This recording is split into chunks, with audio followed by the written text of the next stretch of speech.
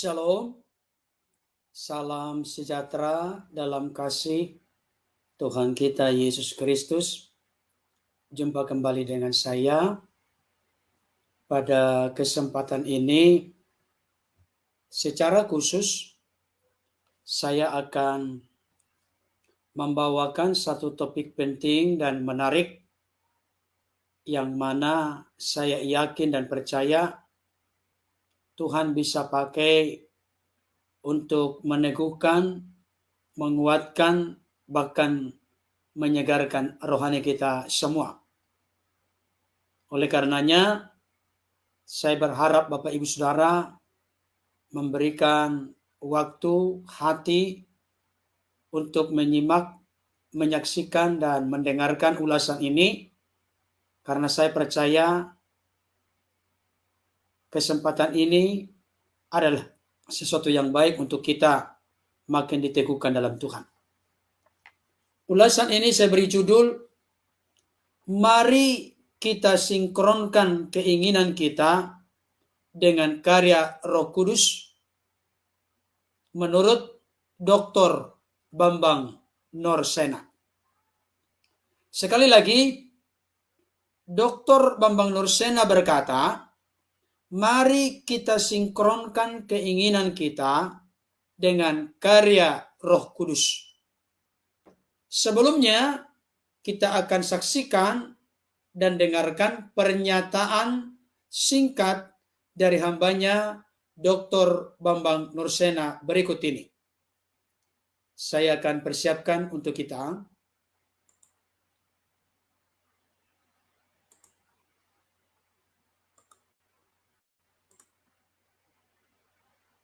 Hari ini, saudara-saudara, mari kita terus mengabarkan kabar baik. Tetapi ingat, di atas semua yang kita pikirkan, yang kita rancangkan, yang kita buat plannya ke depan, itu ternyata Roh Kudus punya plan sendiri. Karena itu kita harus mensinkronkan apa yang kita inginkan, yang kita anggap sebagai sebuah evangelisasi dengan karya Roh Kudus sendiri yang bekerja dengan caranya. Tidak bisa kita batasi dengan gereja kita, tidak bisa kita batasi dengan budaya kita, tidak bisa kita batasi dari keterbatasan paradigma kita, karena dia adalah Roh Kudus yang adalah Roh Allah itu sendiri. Baik, Bapak Ibu Saudara, sejauh itu tadi pernyataan singkat, jelas, padat dari hambanya Dr. Bambang Norsena.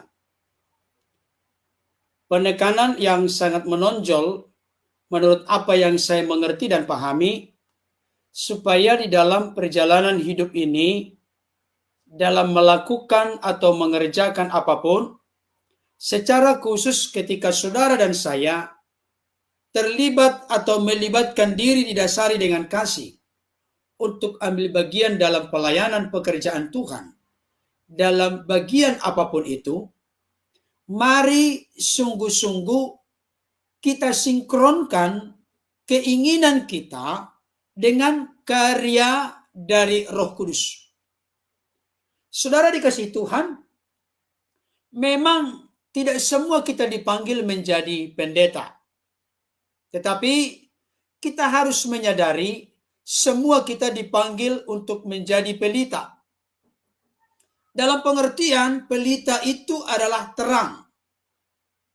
Itu sebabnya Yesus di awal pelayanannya, setelah memilih murid-murid pertama seperti Petrus dan Andreas, Yakobus dan Yohanes, maka Yesus pun menyebut mereka, kamu adalah garam dunia.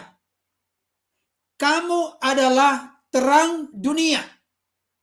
Hidup kita ini harus memberi warna kepada dunia. Hidup kita ini harus menjadi contoh, teladan, panutan, dan kesaksian bagi dunia. Kita harus menjadi terang melalui tutur kata kita, melalui apa yang kita perbuat, lakukan, dan kerjakan. Dan salah satu tugas besar yang ditinggalkan oleh Yesus kepada para rasul atau kepada murid-muridnya kurang lebih 2000 tahun yang lalu. Dan itu merupakan tugas dari seluruh orang percaya, tubuh Kristus, gereja Tuhan, hamba-hamba Tuhan, pelayan-pelayan Tuhan, sampai Kristus datang pada kali yang kedua.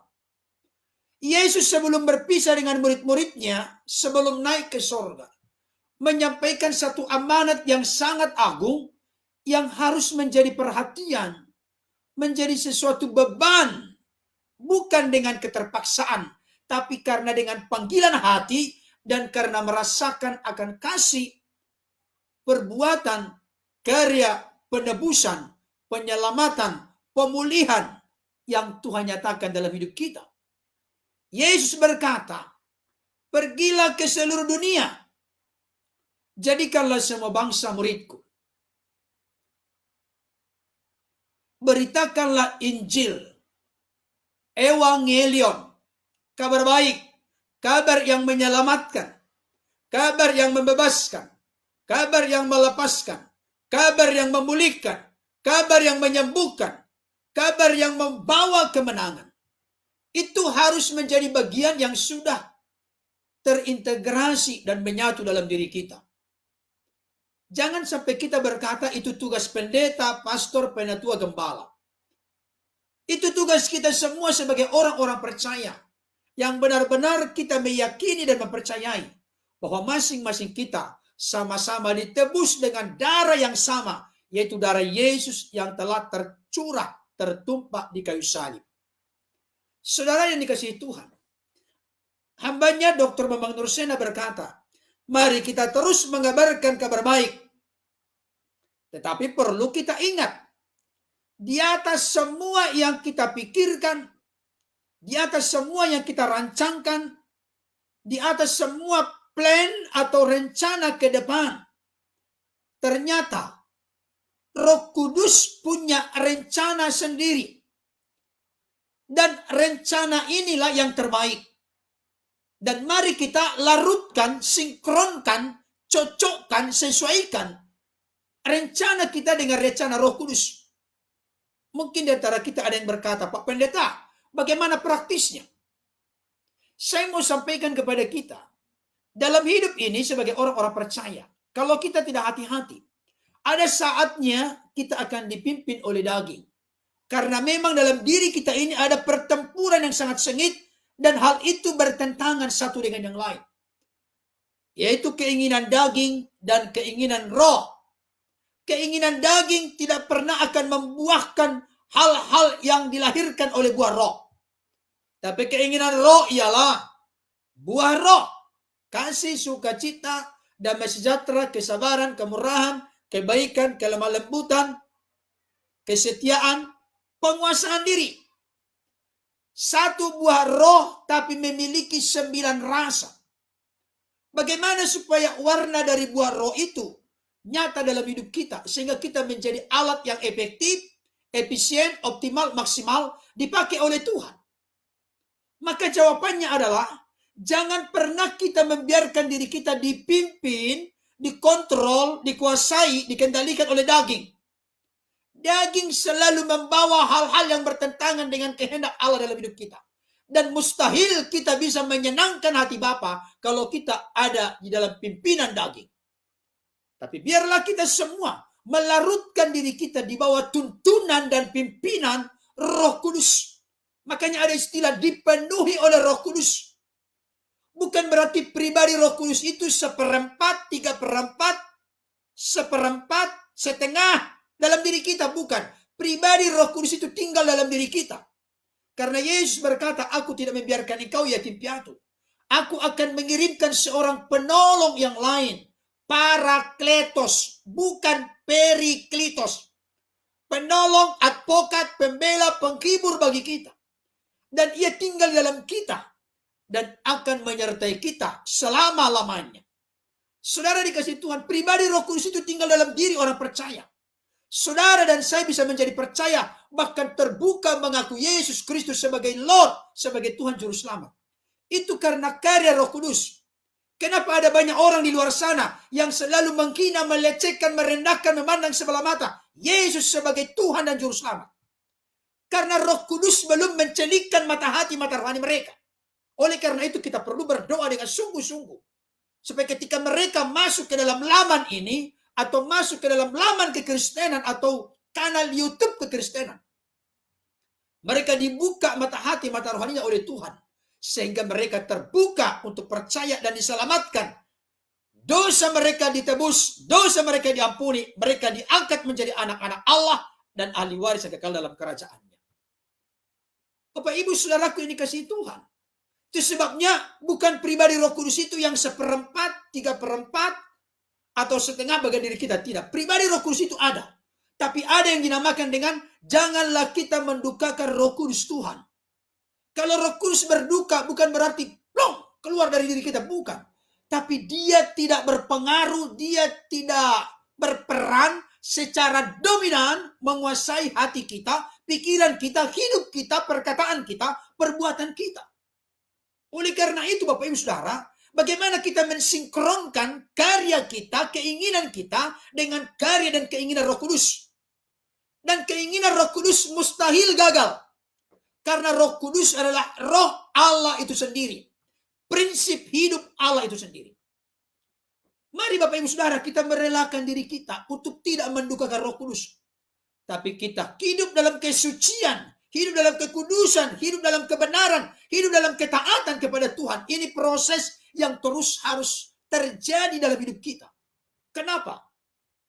Karena Rasul Paulus berkata, meskipun manusia lahiriah kami semakin merosot, tapi manusia batinia kami, manusia rohania kami, manusia spiritualitas kami diperbaharui dari sehari ke sehari. Sampai kapan? Sampai kita kembali ke rumah Bapa di sorga. Sampai kita menjadi serupa seperti Kristus. Dalam sifat, watak, karakter yang berkenan dan dikenan oleh Bapa. Mari kita biarkan Roh Kudus itu menguasai kita, memenuhi kita, mengendalikan kita. Saudara dikasihi Tuhan, ada butuh respon dan tanggapan kerendahan hati dari diri kita untuk bergantung kepada tuntunan, pimpinan, kuasa, bimbingan, pengendalian, penguasa Roh Kudus. Sehingga kita seirama dengan Roh Kudus.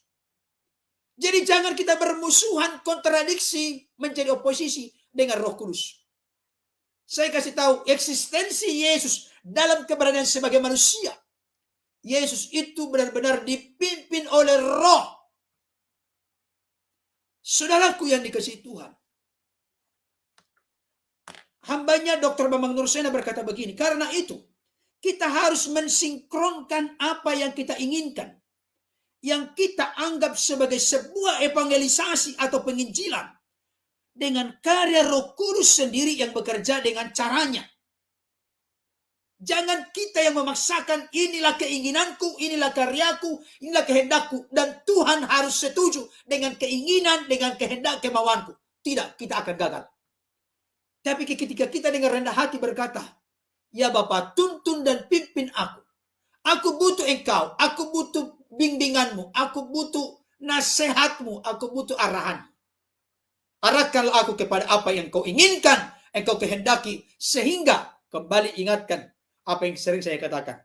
Kita berfungsi secara efektif, efisien, optimal, dan maksimal menjadi berkat yang memuliakan Tuhan dan berkat yang menjadi bermanfaat bagi sesama kita manusia.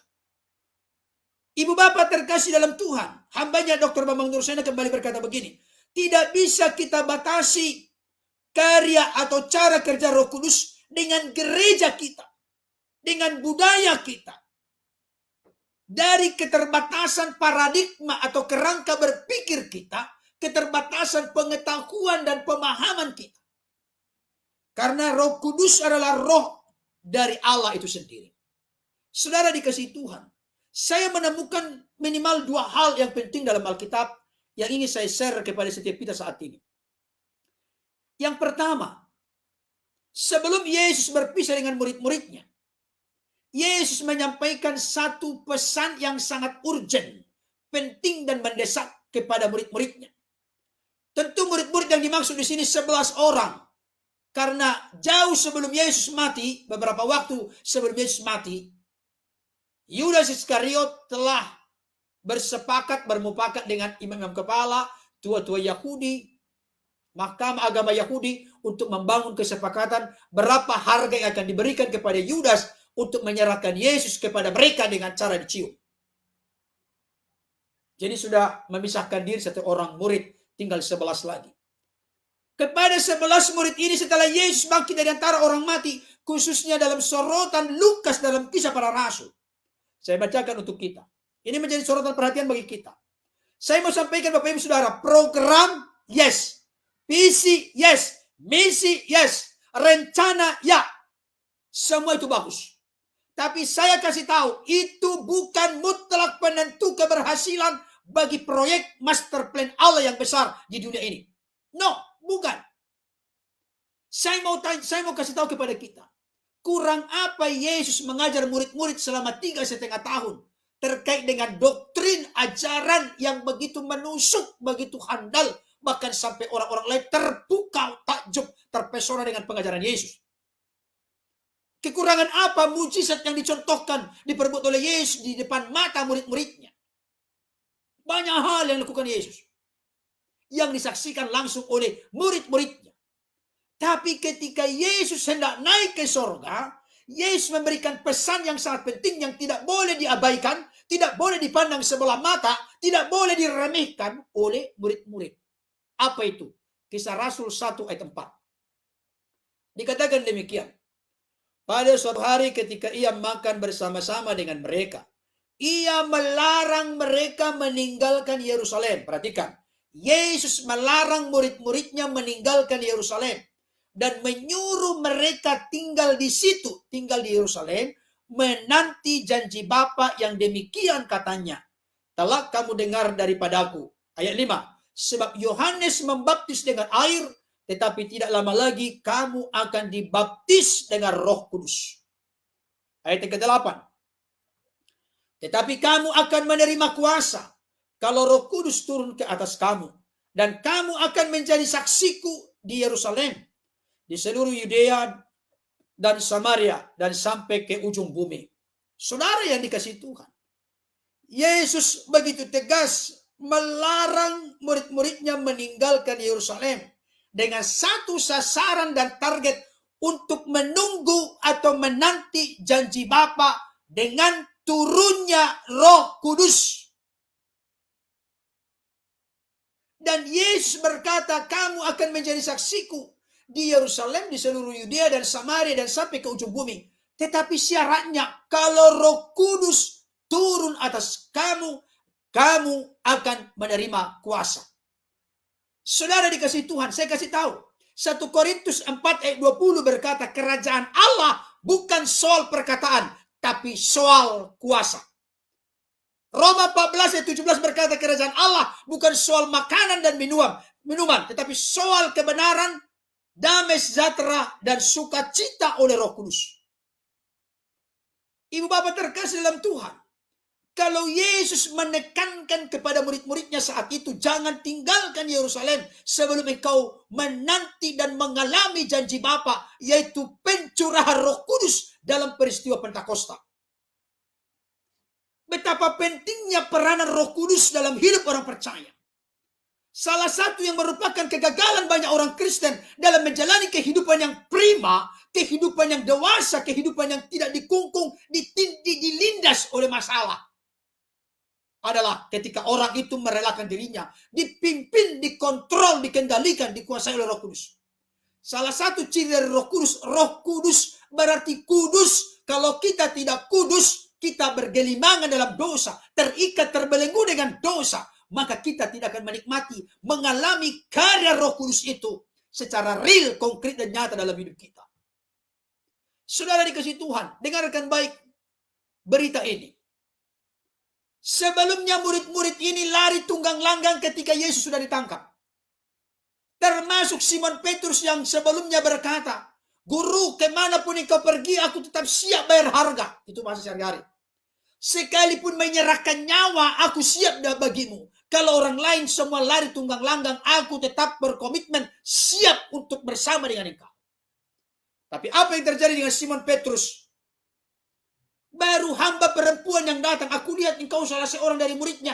Aku lihat dari logatmu itu engkau muridnya. Maka Simon Petrus pun berkata, aku tidak kenal orang itu. Kamu kulihat salah seorang dari pengikutnya. Salah seorang dari muridnya. Aku bersumpah, aku tidak kenal orang itu. Dia sangkali, Bapak Ibu Saudara. Memang Yesus telah sebelumnya berkata, sebelum ayam berkokok 3 kali, engkau telah menyangkal aku 3 kali. Ketiga kali ditanya, kamu salah seorang muridnya. Aku bersumpah, aku mengutuk demi. Aku tidak kenal orang itu. Saudara yang dikasih oleh Tuhan. Mereka semua pengecut, mereka semua takut, mereka tidak siap bayar harga. Padahal mereka sudah dibekali dengan doktrin, ajaran yang begitu mumpuni, langsung dari sang guru kebenaran, Yesus Kristus sendiri. Mereka tidak berdaya menghadapi tantangan. Mereka pengecut, mereka penakut, mereka lari tunggang langgang meninggalkan Yesus yang sudah ditangkap. Hanya Petrus yang melihat dari jauh. Dari jauh dilihat karena tidak berani dekat-dekat. Semua mereka, saudaraku, tidak ada yang berani. Tidak ada yang berdaya. Semua kocar kacir. Kelihatannya satu sisi, kalau kita melihat sepintas, apa yang diajarkan oleh Yesus kepada mereka selama ini, semuanya buyar, Bapak Ibu Saudara. Bubar kelihatannya. Tapi dengarkan baik, apakah benar-benar bubar? No, tidak. Ternyata Bapak Ibu Saudara, setelah mereka setia menaati janji Tuhan, janji Kristus, jangan tinggalkan Yerusalem. Setelah Yesus hari ke-40 menampakkan diri naik ke sorga. Setelah 10 hari, turunlah Roh Kudus yang melawat para murid yang pertama, melawat 120 orang yang ada di tempat di atas, di tempat mereka tinggal. Menumpang, mengontrak tempat mereka tinggal. Lawatan Roh Kudus menaungi, melingkupi mereka. Lidah api membakar ketakutan mereka, keterbatasan mereka. Maka Petrus jam 9 pagi dia berani berdiri. Dan dia berkhotbah begitu panjang di dalam Kisah Rasul pasal 2. Tanpa teks, Bapak Ibu Saudara. Ketika dia dikuasai, dikendalikan oleh Roh Kudus. Dalam pencurahan Roh Kudus yang dahsyat itu. Saudara dikasih Tuhan. Mereka pun menjadi alat Tuhan yang sangat efektif, efisien, optimal, maksimal. Yang tadinya pengecut dan penakut berani berdiri dengan sungguh-sungguh berkata, kami tidak mabuk oleh anggur seperti kau katakan. Tapi kami mau menyaksikan perbuatan-perbuatan Allah yang besar. Saudara dikasih Tuhan. Terjadi transformasi, terjadi reformasi, terjadi pemulihan, terjadi pembaharuan. Hati mereka yang kering dibakar menjadi hati yang berkobar dan bernyala untuk memberitakan Injil.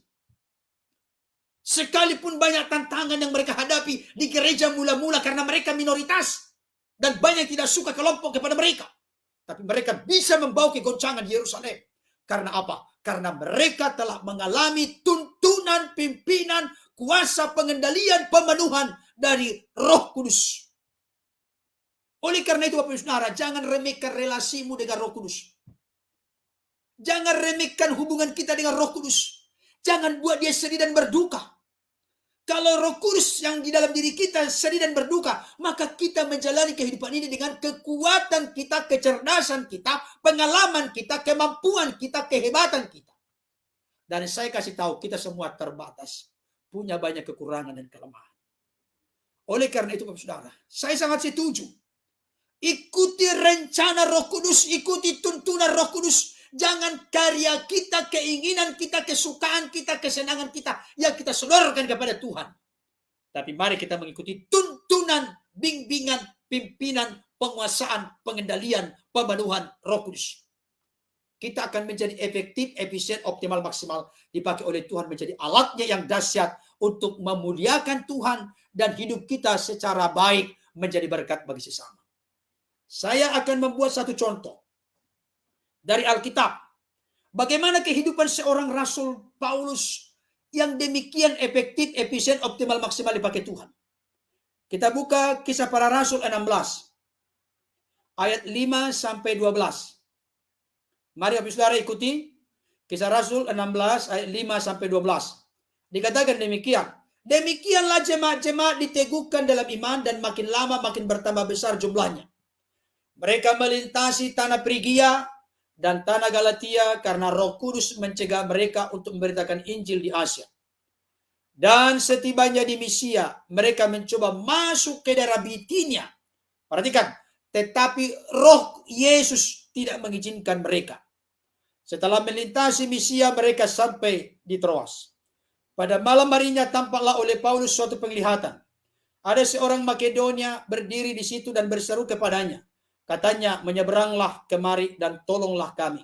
Setelah Paulus melihat penglihatan itu, segeralah kami mencari kesempatan untuk berangkat ke Makedonia. Karena dari penglihatan itu kami menarik kesimpulan bahwa Allah telah memanggil kami untuk memberitakan Injil kepada orang-orang di sana. Lalu kami bertolak dari Troas dan langsung berlayar ke Samotrake. Dan keesokan harinya tibalah kami di Neapolis. Dari situ kami ke Filipi, kota pertama di bagian Makedonia. Ini suatu kota perantauan orang Roma. Di kota itu kami tinggal beberapa hari.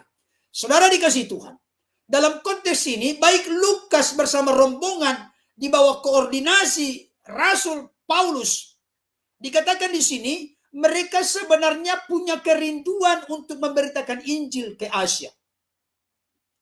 Bukan ke Makedonia, Filipina. Dengarkan baik kalimat ini, tolong diperhatikan dengan serius. Ada orang berkata kepada saya begini, Pak Pendeta, untuk mengetahui karya Roh Kudus, rencana Roh Kudus, keinginan Tuhan dalam hidup kita, bagaimana caranya? Saya kasih tahu. Jangan nunggu-nunggu Tuhan bicara secara audible dulu, baru berangkat. Bukan. Berjalanlah, melangkahlah. Karena itu dilakukan oleh Paulus bersama dengan rombongan. Mereka tidak mendapatkan petunjuk yang spesifik, tapi tujuan mereka mulia. Mereka mau pergi ke Asia dengan maksud dan tujuan memberitakan Injil. Jadi bukan untuk menjalankan kehendak mereka, keinginan mereka, kemauan mereka, tapi untuk memberitakan Injil. Ini salah satu resep Alkitab untuk mengerti dan mengetahui bagaimana kita mengerti kehendak Allah. Mereka mau pergi ke, dikatakan sih mereka melintasi tanah Frigia dan tanah Galatia dengan tujuan untuk memberitakan Injil ke Asia. Jadi mereka tujuannya mau ke Asia. Tapi di tengah-tengah perjalanan mereka dicegah. Mereka dirintangi. Artinya setelah berjalan untuk melakukan sesuatu, maka Tuhan Roh Kudus menuntun, memimpin supaya mereka hamba-hamba Allah yang berserah kepada kehendak Allah ini, mereka tidak salah, mereka boleh berfungsi secara efektif, efisien, optimal, maksimal. Dan akhirnya mereka mendapatkan penglihatan. Dan lewat penglihatan itu mereka mengambil kesimpulan bahwa Tuhan menghendaki mereka untuk menyeberang ke Makedonia. Dan Filipi adalah wilayah bagian dari Makedonia. Dengarkan baik. Di Filipi akhirnya mereka berfungsi secara baik. Berhasil berbuah lebat. Nanti kan kita baca di ayat berikutnya bagaimana kepala penjara Filipi akhirnya bertobat, percaya menerima Yesus sebagai Tuhan Juru Selamat. Baik dia, baik keluarganya, bahkan seisi keluarganya diundang dalam kesempatan itu. Mereka pun akhirnya menerima Yesus sebagai Tuhan. Saudara dikasih oleh Tuhan. Saya mau sampaikan saat ini. Kenapa hambanya Dr. Bambang Nursena berkata, mari kita sinkronkan keinginan kita dengan karya Roh Kudus.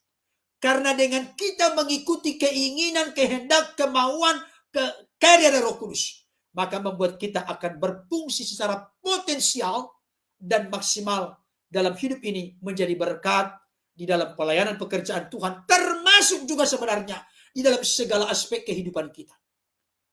Bukankah banyak orang akhirnya menjadi marah, kesal, emosi, kecewa dengan Tuhan, dengan orang lain, dengan diri sendiri, karena melakukan sesuatu yang benar-benar salah kaprah, membawa kepada kesialan, membawa kepada kerugian, baik itu waktu, tenaga, dana, biaya, karena meleset, karena salah daripada apa yang Tuhan siapkan baginya.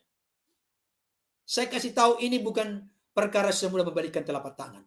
Tapi saya mau mendorong Bapak Ibu Saudara, mari kita belajar untuk makin peka. Dan nanti lama-kelamaan kita makin terasa, makin terampil, makin kita jelas melihat bagaimana Tuhan menuntun, memimpin, membimbing, mengarahkan kita kepada kehendaknya, kepada keinginannya, kepada kemauannya. Percayalah, kalau kita melakukan segala sesuatu sesuai dengan kehendak Bapa, maka Tuhan pasti menyediakan apa yang kita butuhkan di tengah-tengah kita menjalankan keinginan, karya, dan kehendaknya. Amin Bapak Ibu Saudara. Puji nama Tuhan.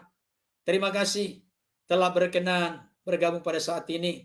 Mari Bapak Ibu Saudara, jangan kita paksakan kehendak, tapi mari kita belajar dengar-dengaran dengan Tuhan, merendahkan hati kepada Tuhan. Makanya di pagi hari sebelum melakukan kegiatan aktivitas, serahkanlah total hidup kita. Tuntunanmu Tuhan, pimpinanmu, pemeliharaanmu, perlindunganmu, aku butuhkan senantiasa dalam hidupku. Berikan aku hati yang arif bijaksana, berikan aku hikmat supaya aku melangkah seturut dengan apa yang kau siapkan untuk menjadi jalan berkat, pintu berkat, peluang kesempatan bagiku untuk maju, berhasil, memuliakan Engkau, hidupku menjadi berkat bagi sesama. Amin Bapak Ibu Saudara. Puji nama Tuhan.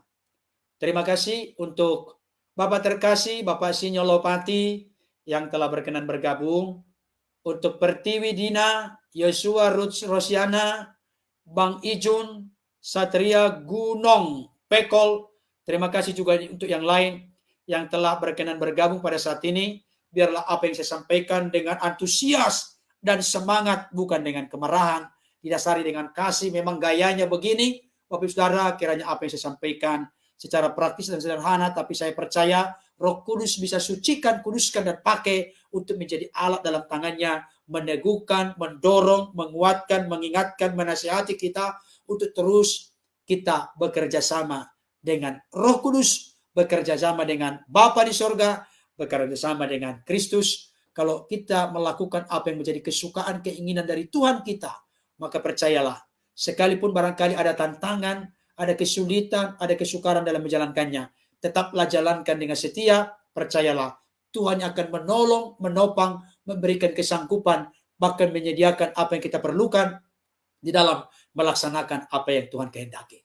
Oke, sekian dulu Bapak Ibu Saudara. Terima kasih, Tuhan Yesus memberkati. Salam untuk keluarga. Amin. Dadah.